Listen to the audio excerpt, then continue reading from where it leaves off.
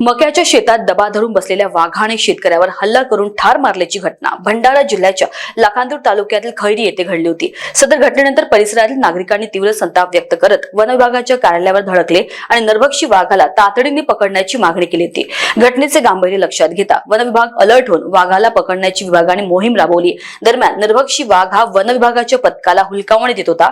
मात्र तो नरभक्षी वाघ अखेर 3 दिवसानंतर वन विभागाच्या पिंजऱ्यात बुधवारी मध्यरात्री कैद झाल्याने वाघाला पकडण्यात वन विभागाने यश मिळवल्याने लाखांदूर तालुक्यातील नागरिकांनी सुटकेचा श्वास घेतला। सदर मोहीम भंडारा जिल्हा उपवनसंरक्षक राहुल गवई यांच्या मार्गदर्शनात सहाय्यक वनसंरक्षक संजय मेंढे, निलक सहाय्यक वनसंरक्षक भोंगाडे आणि प्रदीप चन्ने यांच्या नेतृत्वात राबविण्यात आली।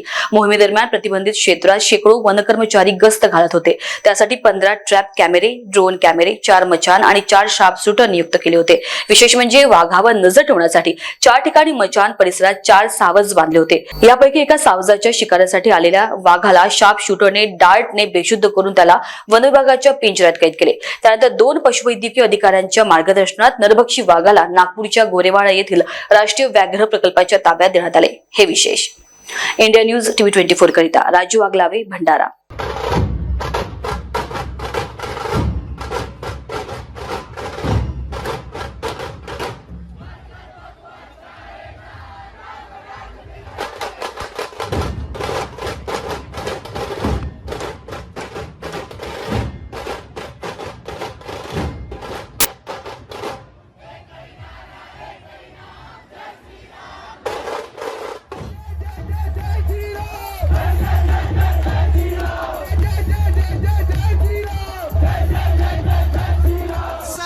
मुकुट सजे मुख पे उजाला, मुख पे उजाला, हाथ धनुष गले में पुष्पमाला।